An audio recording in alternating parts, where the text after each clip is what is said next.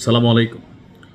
লুবাবার জীবনসঙ্গীর সাথে পরিচয় করিয়ে দেওয়ার আগে আমি আমার ব্যক্তিগত একটা অভিজ্ঞতা শেয়ার করছি। আমার একজন ফুফাতো ভাই আছে, নাম মেনশন করলাম না, তিনি আমার ভিডিও দেখেন।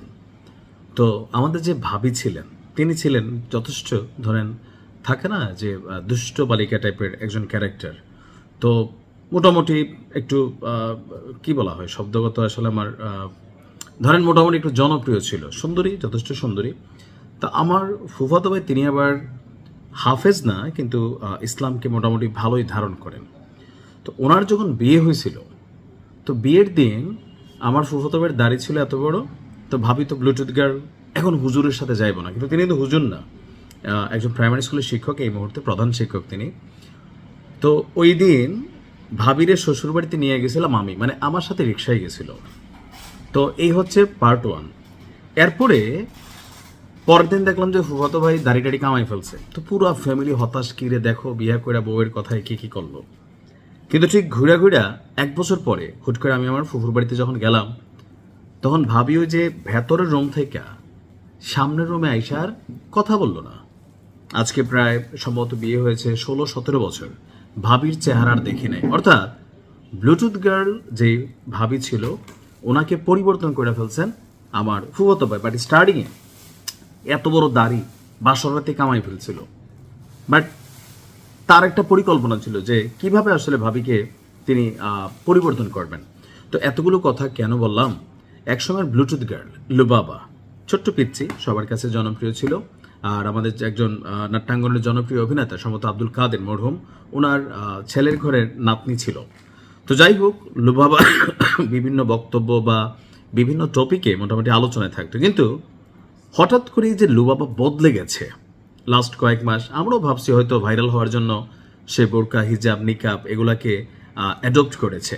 বাট দিন শেষে যখন গতকালকে লুবাবার বিয়ের খবর প্রকাশ পেল, এমনকি তার যে জীবনসঙ্গী হাফেজ মোহাম্মদ মুনির, জীবনসঙ্গীকে হাফেজ মোহাম্মদ মুনির, এমনকি ওনারে দেখা মানে লুবাবা যেমন একটা মডেল টাইপ গার্ল বা যথেষ্ট সুন্দরী, তো হাফেজ সাহেব যিনি আছেন সুন্দর মানুষ হিসেবে সুন্দর। বাট লুবাবা আসলে যেই টাইপের থট মানে পাওয়ার কথা, আমরা যেটা ভাবি আর কি আমজনতা, না এটা সুন্দর একটা নায়ক টাইপ পোলা পাওয়ার কথা, কিন্তু কেন আসলে লুবাবা হাফেজ মুনিরকে পছন্দ করে নিলেন।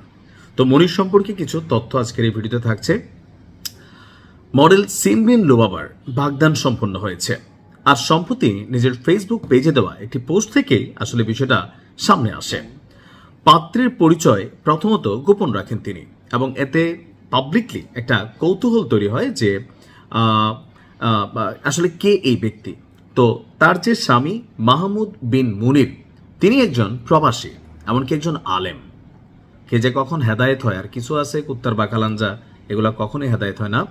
তো প্রবাসী আলেমের সাথে আমার কাছে মনে হয় যে এই যে কমিউনিকেশনটা সামহাও মিডিয়া, লাইট, অ্যাকশন, জনপ্রিয়তা, এমনকি আব্দুল কাদের সাহেব যিনি মরহুম আছেন বা ওনার পুত্রবধূ, তারাও যে খুব বেশি ধার্মিক তা না, বাট সামহাও আসলে হয়তো আল্লাহ পরিবর্তনটা রাখছেন, এখান থেকে যেভাবে হোক কানেক্ট হয়ে গেছে।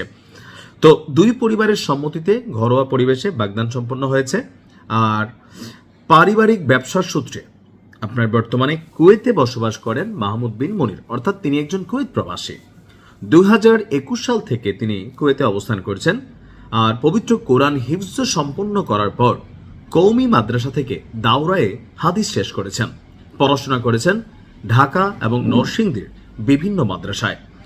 লুবাবার সঙ্গে সম্পর্কের শুরু এবং ভবিষ্যৎ পরিকল্পনা নিয়ে এখনো তিনি মুখ না খুললেও নানান আলোচনা আছে।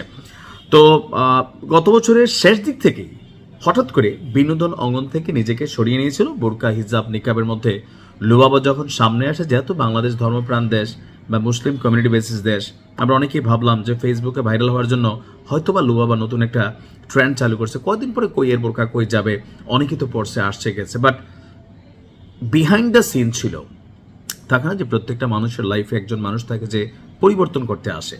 তো এই হাফেজ মুনির নীরবে নিভৃতে আসলে পরিবর্তন করেছে। তবে এখানে কোরআনের একটা আয়াত আমি দিয়ে শেষ করছি। আসলে আমি আপনি আমরা কেউই হিদায়াত পাবো না যদি না আল্লাহ আমাদেরকে হিদায়াত দান করে।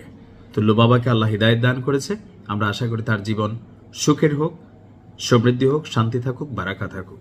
আসসালামু আলাইকুম।